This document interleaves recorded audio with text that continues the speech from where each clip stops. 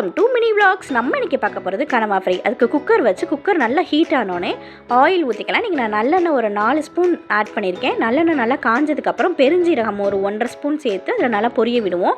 நான் கையிலேயே தட்டி வச்சுருக்க பூண்டு இதில் ஆட் பண்ணுறேன்.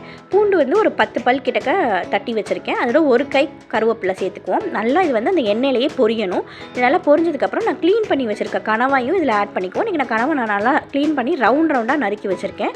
இதையும் இதோட ஆட் பண்ணி நல்லா இதை வதக்கிக்கலாம். தேவையான அளவு உப்பு சேர்த்து வதக்கிக்கிடுவோம். கனவாயில் வந்து தண்ணி ஊற்ற வேண்டாம். நம்ம இன்றைக்கி கனவா ஃப்ரை மாதிரி தான் பண்ணுறோம். ஸோ தண்ணி ஊற்றாமல் வச்சுக்குவோம். கனவா வந்து ரோஸ்ட் ஆக அதுலேயே தண்ணி விடும்.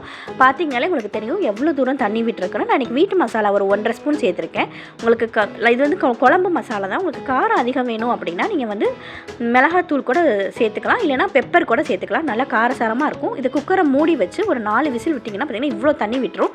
தண்ணி நல்லா வத்துற அளவு நம்ம கிளறிக்கிட்டே இருக்கணும். இன்னொரு பக்கம் வந்து வடை சட்டியில் நான் ஒரு 2 வெங்காயத்தை நல்லா இதில் வதக்கி போட்டிருக்கேன். வெங்காயம் வந்து வதங்காமலும் சேர்த்து போட்டோம் அப்படின்னா நல்லா நறுக்குன்னு இருக்கும். சாப்பிடும்போது சுக்கா மாதிரி இருக்கும். ரொம்ப டேஸ்ட்டாக இருக்கும். இந்த மாதிரி செஞ்சு பாருங்கள். இந்த ரெசிபி பிடிச்சிருந்தா மினி விளாக்ஸ் சேனலை சப்ஸ்கிரைப் பண்ணுங்கள்.